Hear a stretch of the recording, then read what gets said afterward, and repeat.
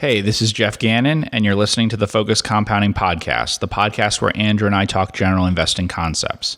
To get even more content from me and Andrew, sign up for the Focused Compounding app. The Focused Compounding app costs $7.95 a month. It comes with a bunch of 2,000-word articles from me each week, a fresh batch of 5-minute videos from the both of us, along with one bonus extra-long episode of the podcast each Saturday, and immediate access to our complete backlog of 200-plus episodes. To sign up, go to focusedcompounding.com/app or wherever apps are sold. And now here's Andrew with your regularly scheduled podcast. Welcome. How's everybody doing? Hope you are doing well. My name is Andrew Kuhn, Focused Compounding, back at HQ. Geoff Gannon, how's it going today? It's going very well, Andrew. How's it going with you? It's going great. We hope it's going great for everybody else. So today's topic is an interesting one. This is an oxymoron. Trade like Warren Buffett. Buffett's margin of safety. Are we talking about the same Warren Buffett guy here? Yes. Oh, we are. Okay. So this is a book I have read, and you have not. There's an actual book called Trade Like Warren Buffett. I would like to recommend it to people and stuff, except if I remember it's not that cheap, like the used market for it. So I like to get books at like $2 before shipping used and stuff. Yeah. And this, I don't remember being in like that category. So I actually never really buy new books unless it's like Poor Charlie's Almanac. That to me was kind of more like a piece of treasure. So I'll buy that new, and books similar to that. But I typically buy used books. So no, I actually have not heard of this book. Geoff just started talking. He just flipped the book open and he was like, yeah, have you heard about blah, blah, blah, blah? There's a lot of stuff I know about. I was like, wait, let's turn the mics on. Let's get the camera going. Let's talk about it. So tell me about it. So who's the author? James Altucher. Yeah, everyone on Twitter is going to know who this guy is. Right. Because people like to... I don't know anything about his existence. Well, you were saying that he recreates himself, and that's true. Yeah. I think last I heard he was a Bitcoin guy. Yeah, and it's interesting. And in the book, he talks about how he was skeptical about Buffett's approach and stuff. He's clearly not a long-term investor and value investor. It's clear from the beginning talking about it. Mm-hmm. And I don't necessarily agree with some of the things he says in it. Not like that I disagree with the facts, but there's some conclusions about some stuff that isn't how I'd analyze it. Okay. So I don't know if it's a very good source of information for certain things that you wouldn't know about. So it gives you hints of them and stuff. I should also warn, it has some errors in it, which I noticed. It has some typos and things in it, which I corrected. And it's not a very well edited book for Wiley. By Wiley standards, it's poorly edited. But I only know that because I'm kind of, we read a lot about Buffett and stuff. So I noticed like he mixes up two of this people involved with Berkshire Hathaway. He calls Seabury Stanton Jack Stanton. And then in another case, he actually does it 3 or 4 times. It refers to Dempster Mills as Dempster Mining. Oh, wow. And some things like that. There's some other stuff like that. That's a big difference in a name right there. That it is. 2 totally different things. Sure, right, yeah. And there's little things like that, which is unusual for a book published by a major publisher like Wiley, because usually it's caught by editors and removed and stuff when you have errors like that. Because they hire like people who actually look up those facts and things to make sure. Yeah, that's interesting. So what did you learn about it? And I guess talking about... But I recommend the book. The price. I want USA, whenever this came out, $50. It's wild. $49.95. The original price is high. It just matters if the used market is cheaper. Okay, so why do you recommend people to read this? I've never even heard of this book, honestly. So it's all the stuff that isn't his long-term investments. So it discusses his convertibles and things. So people would be familiar with those: Champion, Solomon, US Air, those sorts of things. But what they might not be as familiar with is like his private and his personal portfolio. It also discusses things about like merger arbitrage. The one that people would remember the best is Arcata or something like that. The Redwoods deal. And some things like that. His junk bonds, he bought Amazon junk bonds and things in those cases. So like a closed-end fund arbitrage, which he did several times. He was involved with closed-end funds. There's also 2 interesting interviews in it. There's an interview with, there's 3 interviews in it, but 2 I'm going to recommend, which is, there's one with Zeke Ashton, and there's another one with Pabrai. Oh, interesting. They're both interviewed in the book, yeah. Got it. So what did he do? And I think it's 2005, the book. Got it. So yeah. There hasn't been a lot written about his personal portfolio. And I think Pabrai actually said, I'm pretty sure he was a source, that he heard from Munger, his personal portfolio, a lot of times he used leverage. He would hold 3 stocks. It was very different from Berkshire. Absolutely. So it's a lot of special situations, workouts, things like that. A lot of REIT things. When people ask about how Buffett thinks about real estate, I point out things that he does in this. The higher returning things. There's also some related hedge things and stuff. Some things I don't like. Buffett doesn't really talk about his personal portfolio ever. And there's also some things where I never talk about some of the things that I did in the past that fall under the same category, which have fairly high returns that you can calculate in terms of an annualized basis, but they come up randomly and things like that. The only one I've mentioned before is when I say I don't short. That's not true. I have shorted to do related hedges, which is a technique that I used a lot, which was shorting a stock while going long a convertible preferred, which years ago there were some errors in the market where it was constantly having the spread on that be way too small. So you could almost own a convertible with no risk of loss in the common stock. So like if the common stock went up, maybe you'd lose 2, 3, 4% or something. If it went down, you'd make all of that. And so it was smart to do that a lot. And for a few years there were just constant opportunities in the 2000s that way. I also did buying like, those, what do you call them? 99 shares, and then they cash you out all the time, the odd lot tenders. And like the Buffett things seem to fall very much in those same categories over and over again. That's what reminded me of it, is like all the things that you would do with a really small portfolio. That's the kind of thing that you would do. Didn't you write a situation up like that for Value Investors Club? No, that was a trade. That was a trade. So you said you chose it because you felt like it was something that they would actually approve because it's more of their style, and it worked out beautifully, right? Right. And they didn't accept you too big. It was to go long.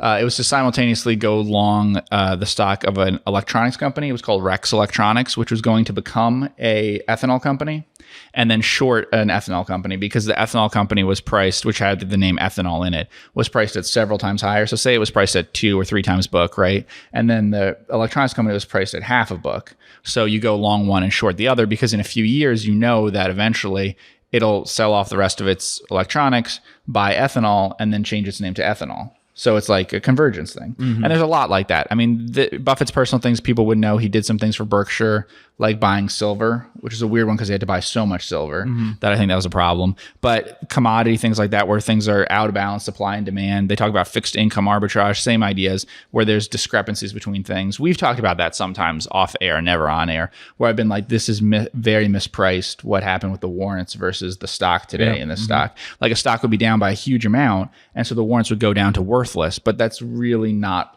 right what happened there, because they had one terrible down day that shouldn't wipe out all the value in the warrants that had so many years left on them. And so suddenly, the warrants could be a lot more attractive. Now, 99 times out of 100, you still lose money on those warrants, but they were definitely mispriced versus this common stock. Yeah, you were talking about it has speculative value. Yes. Right. So, I mean, is there like a form of, I guess you could call it intelligent speculation? Yeah, and Graham did it, and Buffett did it. I mean, when people say, like, why was Buffett willing to buy long-term capital management, their assets from them, it's because the trades they had on were going to work eventually. They were going to converge, Now, they did it with a lot of leverage and had some problems there, and then people knew what their positions were, and so that caused them problems. But, it, like, closed-end fund stuff he did. That's just something that they overlook sometimes when they talk. I don't hear most stories about Buffett, including the story about like Source Capital. So they were in 2 closed-end funds, and Buffett and Munger. I was going to say Munger did a lot of this. Munger did it through Blue Chip and stuff. Originally, Munger was doing it, and what ended up happening, and then the other one was originally called Fund of Letters, I think, which was they were like hot 1960s stocks, which are closed-end funds, but they're like a lot of things today that would be like SPACs and stuff like that. And so they were in very speculative sorts of things. And then the idea is you take them over, you clear out those sorts of positions, and then you buy new ones with them. And that's what they did. And obviously eventually it closes the gap with between the asset value. Yeah. And Munger had that problem because if you remember, for his partnership, he had to use the market price for the stock. So if he owned a closed-end fund in a big way and it was trading a 50% discount to net asset value and he controlled a lot of it, he actually knew that on a look-through basis, the stocks that they had are worth twice what he's telling his partners. But for the accounting, they can't do that. So they use the market price. Yeah. Did he talk about the story of somebody, would they own something with the ducks or something like that? And then they shot a shotgun and then they realized that there was oil on there? No, he did not do that. Do you know what story I'm talking about though? Yeah. Yeah. So that wasn't in that book? No. But some of his investments were in energy things. We know a little bit about that. A lot of his investments during the partnership years seem to be workouts of some kind. And those are common. And kind of interesting. And maybe explain workouts for those that aren't familiar with it. Right. So workouts are you buy something where you expect a timetable to have things that aren't related to the market result in a gain or loss that you would have based on the probabilities. So commonly what they call risk arbitrage or merger arbitrage and things like that. Again, I've done some of the same things that he did, and it was interesting that way. Like one of the ones that I've done is I do very little merger arbitrage stuff, but what I will do is I will buy so I learned that there's like a merger being proposed. I read up on it and I go, actually, I would like to buy this company at this price. And if I do, then I buy the company. Okay. And Buffett mentions this as a possible out. Into which part of the company? The one you think is getting a good deal being sold. Got it. So I've also done the same thing. If I own a company already, I hold it to the conclusion of the deal if I think that they're getting a good deal. But if I think they're paying too much, then you might sell. But the reason why you do that is because there's an opportunity. Two things. One, the odds that it closes, if you're right that it's a good deal, are much higher. But two, the odds that a bigger deal comes along is actually a lot higher. But three, and the best part is, if the deal doesn't go through, you can keep holding the stock. And Buffett mentions that. In fact, the author here talks about that, where it's very interesting. He talks about the probabilities on a deal. And so he talks about, he's like, here's what you have to do. He doesn't just do the math of the numbers, the formula, which everyone would do. Graham had a formula for it, and it's reproduced in like all textbooks and things about it. But what he said actually is, so what he actually said is like, what do you do if the deal doesn't go through? Like, what's your other out? And that's the thing with his margin of safety, which I think is, the part that you should learn the most from this book on, is that Buffett applies the idea of margin of safety in both cases. And I think people confuse that, where they don't realize Buffett is more of a margin of safety investor than anything else, a certainty investor, a high conviction investor. So like when he buys Coke, he's sure about the business and everything. But when he invests in businesses that are very questionable, he's often sure about the sort of situation that he's in and how it could be resolved. So like when he did the deal with the merger arbitrage, where it was, I guess, KKR in that Redwoods deal, he figured that the amount that they would get from the government seizing their land or whatever had happened there would be pretty high. And that's another one. I invested in a situation where the government had seized land from someone. Oh, really? And that was successful too. So what was the situation there? The state had seized land and insisted that the value of the land was like industrial value land and stuff. Instead of that, it could be repurposed to like residential land.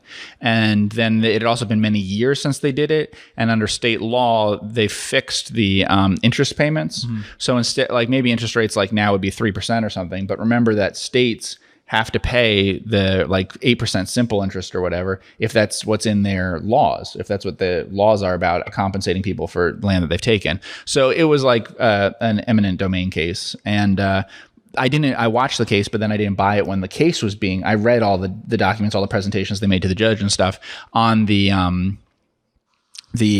argument for the appraisal. Basically, it was they were going to, the judge was sort of going to pick one side or the other.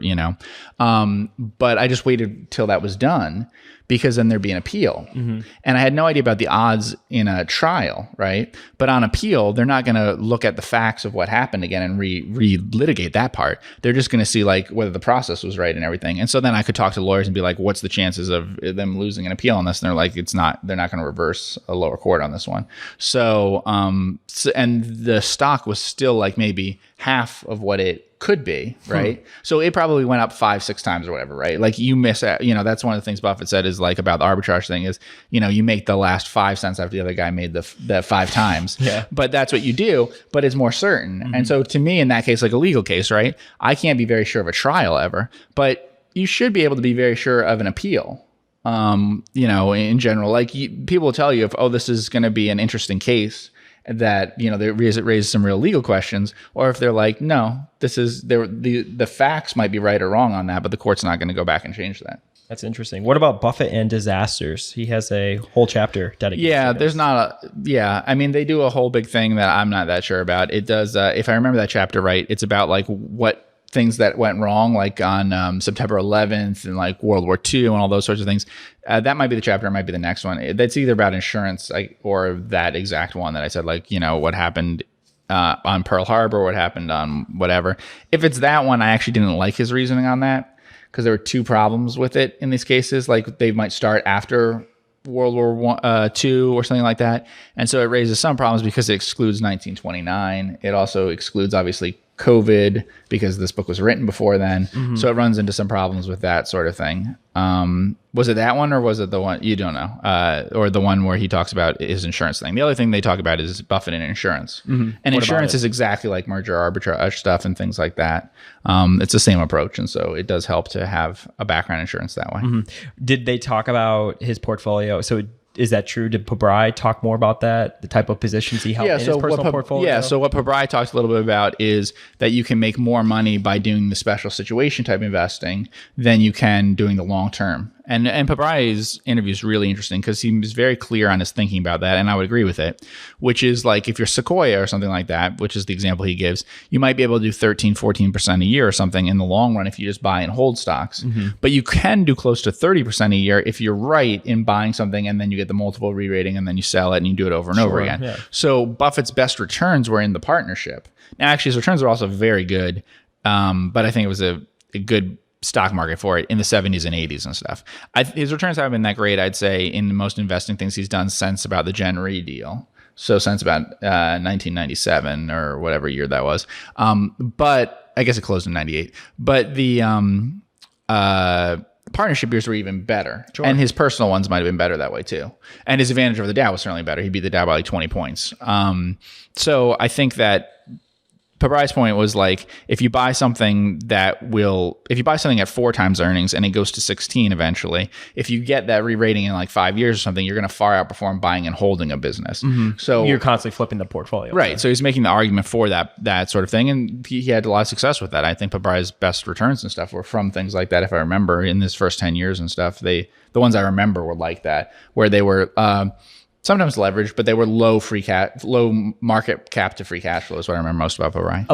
If you look at a lot of his ideas, it's always, I feel like, 2, 3, 4 times earnings. Yeah. So it's either like, it's going to be a massive re-rating or the company's going to go to zero. Yeah. And this book doesn't discuss it, but if you go back to the partnership things, we know that Buffett personally and in the partnership own some things like that. A good example is he sold Geico after only about a year or so when it was up like 50% or something because he wanted to buy an insurance company that was like 1 or 2 times, I think 2 times earnings, something like that, PE. And that was a better deal because then that re-rates 100%. It could re-rate 100% that same year or in a few years down the road. Nets are the same way. So it's that faster re-rating. And we've talked about that. But you can do that math in your head. We talked about, like, for instance, what does it take to be a 10-bagger, right? So to keep in mind, okay, let's say that you have a stock that you think is at 2 times earnings that could one day be at 20. Okay, if you ever come across a stock like that, that means that if it never has any good returns while you own it, if it never grows or any of that, even if it took you 15 years, right? If it can go from a 2 PE to a 20, okay, it could actually take 17 years. So if it took 17 years to do that, you'd still get a 15% annual return, right? Yeah. So like buying at discounts where you're buying at 1/10 is very attractive. It's hard to do that today. But if you can find things where the land is worth 10 times what the company's selling for in the market, you should do that because even if you have to hold it for an insanely long period of time, it'll actually outperform even a very good business. So you just think about it probabilistically. Right. If it's safe enough. We've done so many videos on that. The problem that I have with that is when I talk to people, and to some extent, Pabrai's approach sometimes ran into this problem, I think, too. When I talk to people, the problem is there's a huge difference between something that Buffett invested in, which is virtually has that discount, but is virtually certain not to completely destroy that discount. But more than that, it's not going to end up in bankruptcy or something, versus something where that is a possibility.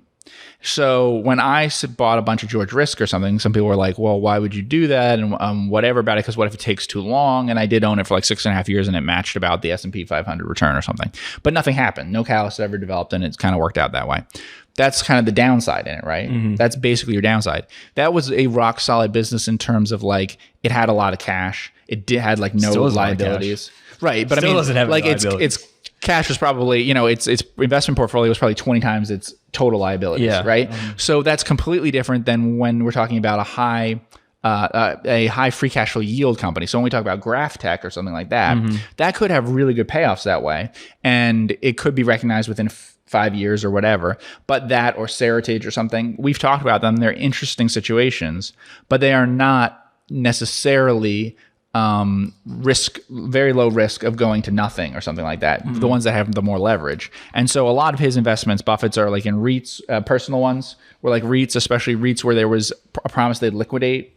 Or if not a promise they'd liquidate, then an offer on the table for someone to buy them out, things like that. Those are often very safe that way, sure. So it's very hard to be public with these types of positions because then people could be like, well, I'm sure it was the same situation for you with George Risk, right? So you held it for 6 years and it basically matched the S&P 500. Yeah. And I was just reading a page in this book, and we all know Buffett is very much like this. He never talks about positions that he owns. Right. And even, if they have to file or a 13F comes out, he doesn't talk about any position that they currently own. He'll talk about positions that they've sold in the past and stuff like that. And he may say, about Apple, he's mentioned in the past, they're, an ecosystem and people can't live without them. And he's talked about his grandchildren and stuff with that. But generally speaking, he doesn't really talk about positions. And when we were talking about Coca-Cola the other day and how Buffett has publicly said he probably should have sold it.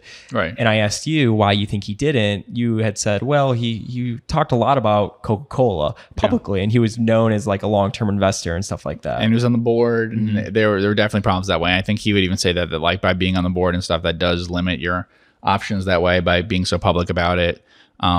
It does feel to the company if you're selling that, because he talked about that, I know in the Washington Post case, that a few other value investors who were selling, and Kay Graham was very upset by that. And he's like, they're selling because they're up 3 or 4 times and they want to put into other things and stuff. But if you sell, that's like sell an Apple one or whatever. That's like telling Tim Cook that you don't believe in him and the company and stuff. It could be for other reasons. It would be hard. Yeah. And it's not only that too, but if you're sitting on the board or, think of some positions that we've owned where we've done a ton of work, a ton of man hours, spent, time to stay in hotels in different states and stuff like that. And it's hard to divorce. Sell out from that. It is hard to divorce from that, right? Yeah. So it's like, where's that fine line? Where do you sell out? Where do you, Right. And he said if he was running the partnership or personal money or something, he should sell out. And that's true. Because Coke got too expensive. And it's a big company, so you could tell it was too expensive because then like we said, the returns from that are just too low versus the returns of doing things like this. But the other thing is his opportunity cost wasn't like this kind of thing. This kind of thing that we're talking about, these trades and stuff, are more along the lines of like when I talk about Japanese nets and things like that, where you can get some returns that are very big in a short period of time. And that's the other one. Like I've said before, like I've made the most money in things where I bought something and then held it for a period of time where it re-rated and everything. But like we talked about Activision, I don't know where it is now, but the stock when we mentioned it was that I had $10,000 of my personal money as a teenager, which would be worth 1.6 million now. It's probably good it didn't work out because I don't think this thing would be going on if it did. Yeah, no.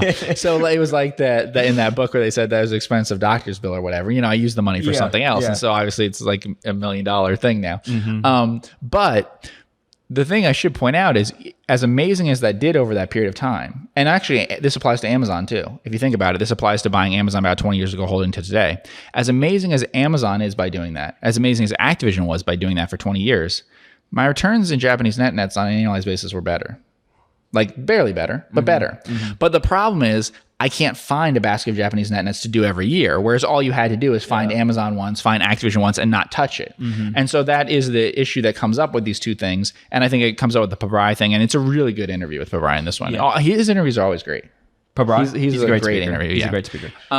But the reason for it is like the difficulty of finding that next thing, and it has two problems with it. One, you might end up with cash you haven't allocated.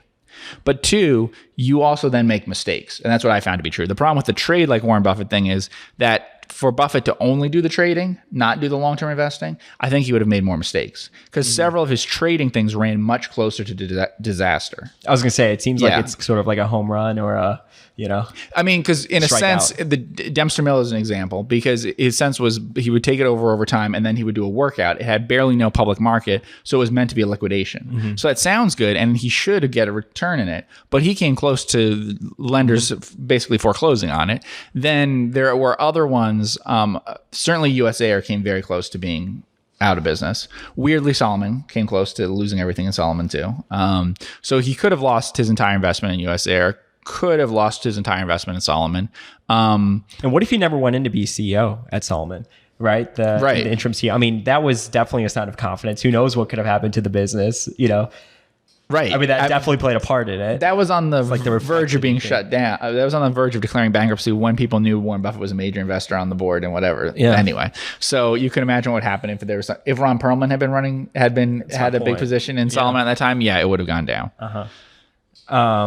So where's the fine line, right? So actually, one of our most popular videos that we always do, or the concept we talk about, it's anything to do with 100 baggers or 10 baggers. Okay. Right. Surprise. Of course Sure. not, right? People want to hear about that. But it's like, so where's the fine line? Because this is the exact opposite of, 10 bagger But or 100 Buffett bagger. did both. He did like half and half almost from the beginning. I wonder not how quite from the active beginning. he is in his personal portfolio today. To me, honestly, I don't know how active he is today, but to me, it looked like stuff he didn't think about. It looked to me like stuff where someone's telling me an idea, or I hear an idea like accidentally, or read it in the paper. He reads the Washington, he does read the Washington Post, but I was going to say he reads Wall Street Journal and Financial Times every day. So there is certain stuff that you read and you just go, oh, like you can he's very good at mental math. You can start doing the math in your head and realize what the spread is and stuff. He did a bunch of REITs things, which I think are exactly that. He would have come across them accidentally, not looked for them, and they would fit his portfolio that way. Even something like Seritage that people mention he owned in his personal portfolio, Sears would have been a company that he could have looked at, and it was in the papers and stuff all the time. So you would have accidentally seen the Seritage thing. There's a lot like that. Like in the You Can Be a Stock Market Genius book, actually many of those are discussed in newspapers. So to me, it looked like stuff that he figured out in his head, had good probabilities on it, and it's kind of simple. It's event stuff, like I said, with that lawsuit one that I bought into, that case. I just read what people were saying about it and stuff. It's not a company I would ever look at or anything. I wasn't trying to look at it, but just reading it, you start to do the math on it. So I have two questions. So if you had to guess, or maybe from the book, what do you think his portfolio allocation looked like? How many stocks did he own? And do you think his returns in his personal portfolio were better than Berkshire? Yeah, his returns I don't know to this day, but we know from early on his returns in his personal portfolio were better. They were in the 50s, and then when he decided he needed to make money again, whenever that was, do you remember that? When he realized that he didn't have enough money coming in from Berkshire and stuff. What was that? Oh, is that after I don't remember, but it's a few decades later. Same thing. So twice in his personal portfolio, we know it's way better than Berkshire. Because do you know how good his returns were if you do the math on the 50s, like trying to keep track in the snowball? I mean, well, no. He said he could do 50% a year. Yeah. It was better than 50% a year. Yeah. It was quite a bit better than 50% a year. So you can do that in those sorts of things. And we know that he said that he believes in workouts and things that you should offset them with a fair amount of borrowing. He was willing to offset up. So apparently he would borrow up to the full amount involved in a deal, to the extent that the overall borrowing in the partnership didn't exceed, it seems like 25% or something. So if he had 25% of the partnership's assets in merger arbitrage, he would be leveraging it up by only putting down $1 for every $2 invested in merger arbitrage. So he was leveraging up 2 times, by doing that. One time on equity. No, that's really interesting.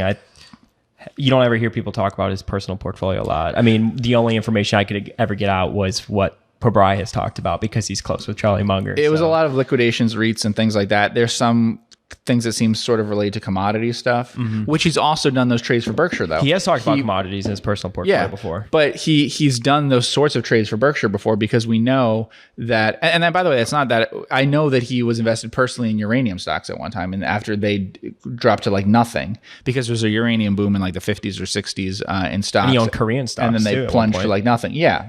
But again, by basically doing what's the lowest requirement of my brain power to do this, and just picking over. And so he doesn't seem to think very much about his personal portfolio at all. He just does the very, very obvious things that can be done on the numbers. Yeah. Because I think I saw a video where he was holding up a Korean accounting book or something like that. And he was talking about what he did for that situation. He just went through, and it took him back to sort of his old net days. He went and just picked a bunch of them. And in the 80s and stuff, he was able to do arbitrage for Berkshire, which was stuff he could do on a personal account now, but not for Berkshire, because Berkshire's gotten too big. I mean, arbitrage has gotten harder in some ways and stuff, but still, if you were a smaller company, if you were a mini Berkshire, there are still deals that you could be involved in arbitrage and stuff, and maybe he would be. If Berkshire was 1/100th the size it is now, maybe he'd still be doing arbitrage stuff for Berkshire, doing some trades. Very interesting. Very interesting. Trade like Warren Buffett. Did you get it from Amazon? Yeah, this is for bought off Amazon. Bought off Amazon. Well, thank everybody so much for tuning in with Geoff and I on the Focused Compounding Podcast. If you're listening to us on the podcast, make sure you hit that subscribe button. If you're watching us on YouTube, hit that subscribe button, thumbs this video up. Thank you so much for all the support, and we will see you in the next podcast. Hey, this is Andrew Kuhn, and that was the Focused Compounding Podcast, the podcast where Geoff and I talk general investing concepts. To get even more content from me and Geoff, sign up for the Focused Compounding app. The Focused Compounding app costs $7.95 a month. It comes with a bunch of 2,000-word articles from Geoff each week, a fresh batch of 5-minute videos from the both of us, along with one bonus extra long episode of the podcast each Saturday, and immediate access to our complete backlog of 200 plus episodes. To sign up, go to focusedcompounding.com/app or wherever apps are sold. Thanks for listening, and we'll see you in the next podcast.